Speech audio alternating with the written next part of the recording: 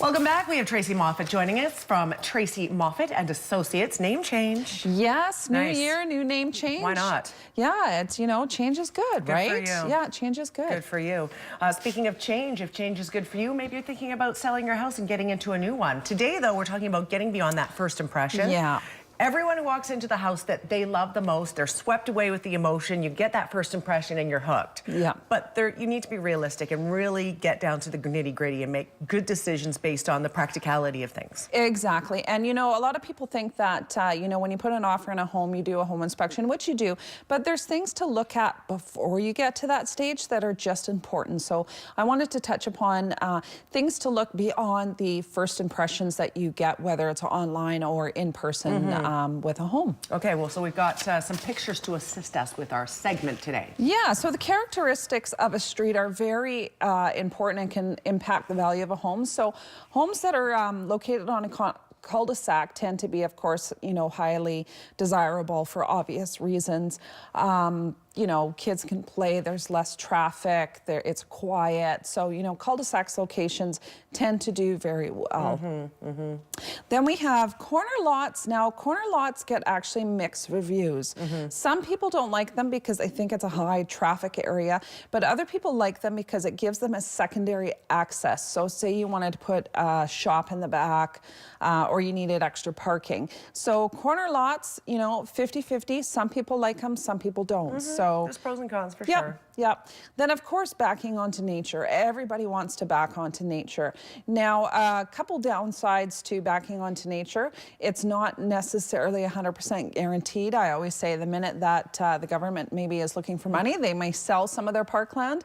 Also, too, depending on the area that you're in, it could impact the cost of your homeowner's insurance, just depending on where you're located, if it's a high fire hazard area, too. So those are sort of the three locations that we come across that can impact the value of the home that you're looking at. Okay, fantastic. Into the second group of pictures. Yeah, so when you're going through the home, pay attention to the master bedroom closet. So if it's neat and organized like this one, it's very likely that the homeowners took care of the property. Really? Everything's indicative from the walk-in? Yeah, I know. So a lot of people that think that they should jam things in closets. Don't do it. No, you're better off to put stuff in storage and maybe rent out a storage container. People that are neat and organized. I want to sleep and be buried in here. I know. Look at this. What's going on? This is a little, we're obviously overemphasizing the point of how your closet should look. But I mean, who wouldn't want a closet like that? My room's not that big. Come on. No. The other area, too, is the front of the house. So the front of your house, again, first impressions, if you're taking the time to maybe put some fresh bark mulch in front of the house before you put it up for sale, again, that shows, the care and attention that you take inside of the house. So that's like there are different times of the day you want to go back to the house and have a look. What's the traffic like? Maybe when school's getting out, too, is there, seeing how many people are on the road. Is there tons of parking? Like people that are picking their kids up from school.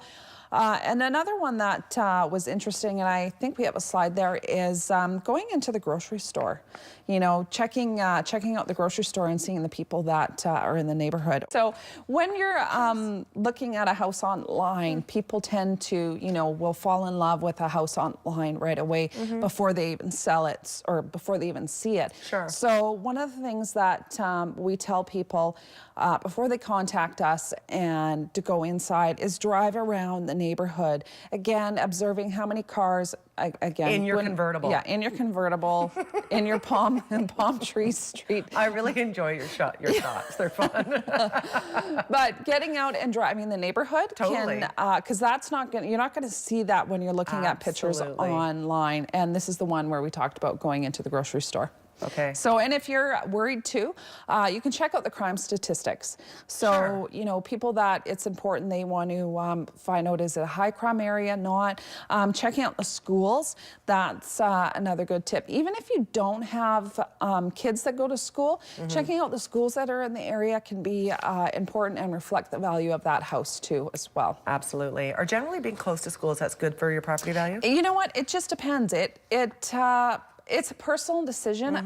Myself personally, I think it is, but I've also had couples that don't want to be near the schools. Sure. They don't want the traffic. They don't want the kids loitering around after. So again, it becomes a personal personal choice. Absolutely. Do we have one more set of pictures to go through? Yes. Now, after going through all of this, it all comes down to resale. So a lot of times, you know, when the market's busy like it is, anything will sell, but you have to also consider when the market slows down, can you resell this house? You know, is it a good investment now, as opposed to, like, say if you go sell it in 10 years, we don't know what's going to happen. If the market goes slow again, are you going to be able to resell it? So resell is kind of the be all end all. And if you're not sure if this is a good choice, talk to your realtor, talk to neighbors and friends too that live in the area, and you'll get a good indication. So Excellent. All right, excellent tips today. We still have 30 seconds. I just read some stats for the beginning of the year so far, and it sounds like things are really cruising. we are off to a really good start. We were up 20% for the month of January, which is fantastic. You know, especially camos can be very weather related too. If we have like a lot of snow or a lot of, you know, we're in a deep freeze, things will tend to slow down a bit. However, we're off to a really good start. So I mean, I think we're all happy.